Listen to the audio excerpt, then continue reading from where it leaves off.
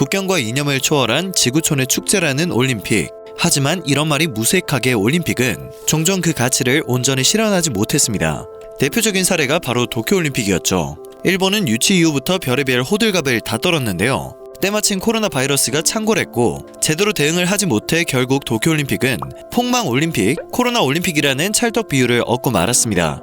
망한 경제를 다시 일으킬 수 있는 절호의 찬스로 여겨졌던 올림픽은 오히려 일본의 민낯을 전 세계에 알리는 굴욕을 선사했습니다. 코로나 발원국인 중국이 꽤나 원망스러웠을 겁니다. 그리고 다음 동계올림픽 개최국은 바로 중국인데요. 중국도 자신들의 기대에 비해 그다지 성공적으로 올림픽을 개최하기 어려울 것 같습니다. 각국에서 보이콧 가능성을 시사하고 있기 때문입니다. 미국까지 외교적 보이콧 가능성을 보이고 있어 한국의 고민도 깊어지고 있는 상황입니다. 현지 시간으로 18일 바이든 미국 대통령은 워싱턴 DC 백악관에서 쥐스팅 트리도 캐나다 총리와 회담을 마친 후 기자회견에서 베이징 올림픽 외교적 보이콧에 대한 취재진의 질문을 받았는데요. 바이든 대통령은 보이콧을 검토 중에 있다고 답했습니다.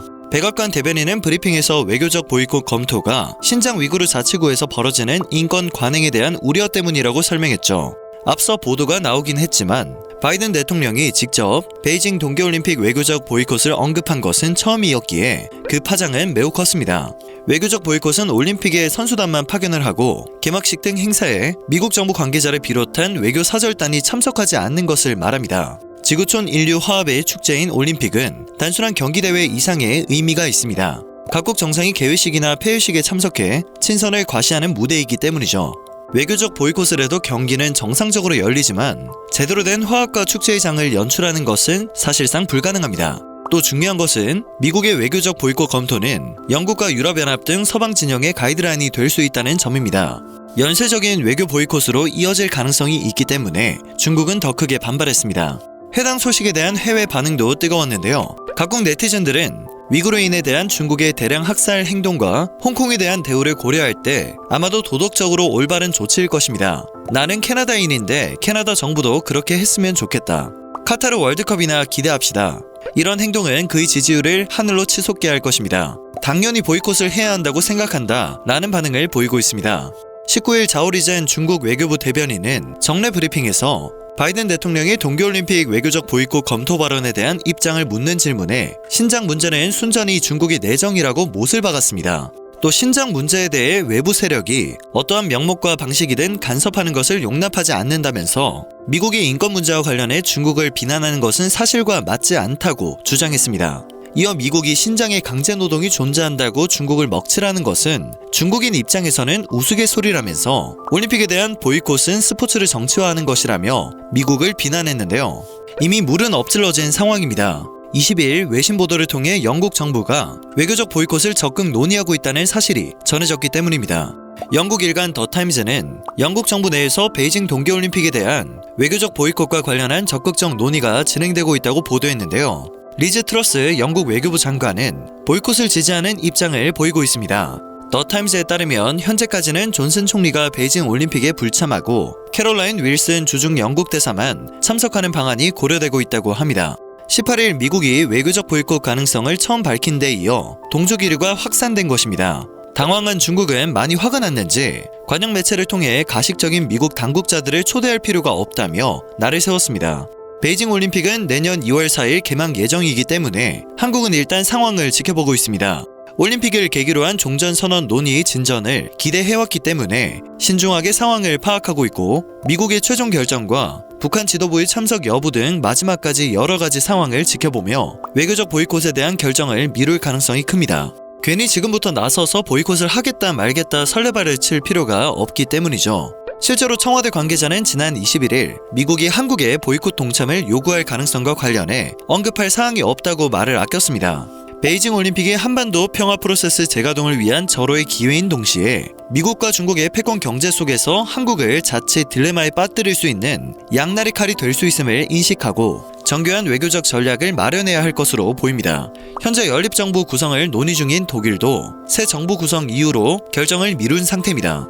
반면 일본은 지금부터 큰 압박을 받고 있는 상황입니다. 대중견제 성격의 4개국 안보협의체 쿼드에 참여하고 있기 때문이죠. 여기에서 스포츠는 예외라고 말을 하기도 어려운 게 사실이기 때문에 일본은 고심에 빠졌습니다. 더군다나 중국은 지난 7월 도쿄올림픽에 거우중원 국가체육총국장, 즉 장관급 인사를 대표로 한 777명의 대표단을 보냈습니다. 당시 코로나 위기 속에 대회가 열렸지만 중국은 자국의 역대 올림픽 원정 가운데 가장 많은 인원을 보내며 힘을 실어준 겁니다. 하지만 결국 일본 역시 국익을 생각해 판단하겠다며 보이콧 가능성을 열어놨습니다.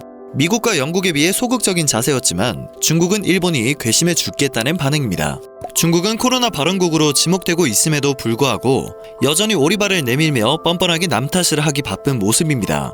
그러면서도 모순적이게 코로나를 극복한 성공적인 올림픽이라는 타이틀을 탐내고 있죠. 세계가 중국을 중심으로 돌아간다며 주인공이 되고 싶어하는 모습이 안 입고 온 건 어쩔 수가 없는 듯합니다. 영화로 치면 악당도 자기 자신이고 악당을 물리치고 승리한 영웅도 자기 자신인 노답 시나리오입니다. 하지만 중국은 어떻게 해서든 이 서사를 완성하기 위해 분위기 띄우기에 나섰습니다.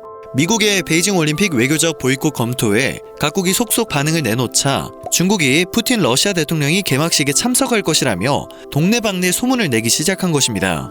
23일 자오리젠 중국 외교부 대변인은 성대한 행사를 함께 돕는 것은 중국과 러시아 사이 여러 해 동안 형성된 좋은 전통이라며 푸틴 대통령의 베이징 올림픽 개막식 참석을 초청했고 푸틴 대통령도 흔쾌히 수락했다고 전했습니다. 또 양측은 푸틴 대통령의 중국 방문 관련 구체적 사안에 긴밀히 소통하고 있다고 강조했죠. 서방국가의 베이징 동계올림픽 외교적 보이콧 움직임을 비판하면서 홍보도 강화하는 여론전을 벌이고 있는 것입니다. 하지만 중국은 테니스 스타 펑사이의 이른바 미투 폭로의 후폭풍에서 벗어나지 못하고 있습니다. 펑사이 사건이 해결되지 않는 이상 보이콧 가능성은 더 커질 수밖에 없는 상황인데요. 펑사이는 지난 2일 웨이보에 중국 최고 지도부 중 한 사람이었던 장가오리 전 부총리가 자신을 성폭행했고 이후에도 수년간 부적절한 관계를 강요받았다는 폭로글을 올렸습니다. 하지만 무슨 이유에선지 이 글은 20분 만에 삭제되었고 이후 펑사이의 행방이 묘연해지면서 신변에 문제가 생긴 것이 아니냐는 우려가 제기되기 시작했죠. 세계적인 테니스 선수들과 세계 여자 테니스 협회, UN, 미국과 프랑스 정부까지 나서 중국 정부를 향해 펑사이의 안전을 보장하라고 요구하면서 파장은 커졌고 올림픽 보이콧으로까지 연결되었는데요. 급기야 지난 20일 딕 파운드 IOC 위원이 중국 정부의 적절한 조치가 없을 경우 IOC가 베이징 올림픽에 대한 강경한 입장을 취할 수 있음을 시사하며 중국을 압박했습니다. 이에 중국 관영 매체들은 나서서 펑사이와 관련된 사진이나 영상을 올리며 수습에 나섰는데요. 사진이나 동영상 촬영 시점이 명확치 않은 데다 펑사이 본인이 아닌 관영 매체가 앞장서는 모양새가 오히려 더 이상하다는 의혹이 불거졌습니다. 중국 정부는 또다시 지난 21일 펑사이와 토마스 바흐 IOC 위원장과 영상통화를 주선해 실종설을 일축하고자 했는데요. 통화에서 펑사이는 프라이버시가 존중되길 희망한다고 말했습니다. 하지만 국제사회는 펑사이가 정부의 강압에 회유당했을 가능성을 거론하며 영상 내용에 대한 진위 파악과 펑사이의 안전을 촉구하고 나섰죠. 시진핑이 신뢰감 있고 존경스러운 중국의 이미지를 만들라며 대외 선전을 강조했지만 펑사이 사건에 대해 중국의 일방적이고 하향식 메시지 전달 방법은 국제사회의 공감을 전혀 얻지 못하고 있는 것입니다. 현재 외국인 커뮤니티와 SNS 등에서 펑사이가 보낸 메일은 그녀가 보낸 메일이 아닐 것입니다. 설마 IOC도 중국의 주머니 속에 있지는 않겠지? 걱정된다. 내 생각에 그녀는 가택연금 상태이며 중국을 떠날 수 없습니다. 중국이 그녀 그리고 아마도 그녀의 가족을 인질로 잡고 있는 것처럼 보입니다. 이 문제가 제대로 해명되기 전까지 올림픽을 보이콧해야 합니다. 라는 반응이 쏟아지고 있습니다. 24일 뉴욕타임즈는 중국은 고위급 인사로부터 성폭력 피해를 호소했다가 신변 이상 의혹에 휩싸인 테니스 스타 펑사이 사건을 자국 내에서 하던 검열과 강압 등의 통제 방식으로 대응하다 국제 여론을 설득하긴커녕 악화시키고 있다고 평가했습니다. 14억 명의 생각을 통제하기 위해 써왔던 방법이었지만 국제사회에서는 이러한 방법이 통하지 않는다는 것이죠. 결국 중국에 대한 전 세계적인 서사를 장악하려는 시진핑 주석의 대외 선전에 대한 기대는 펑사이 사건으로 물거품이 되어가고 있습니다. 이처럼 각국이 베이징 올림픽의 외교적 보이콧 여부를 결정하지 못하고 있는 가운데 갑자기 터진 펑사이의 인권 문제가 마지막 변수가 되고 있는데요. 시진핑 주석은 예민하게 반응을 할 수밖에 없는 상황입니다. 1인 장기 집권 체제의 구축을 위한 사전 작업에 공을 들이는 시진핑 주석은 국제 행사인 올림픽을 성공적으로 치러낸 다음 내년 하반기 제20차 당 대회에서 3연임을 확정짓길 원하고 있기 때문입니다.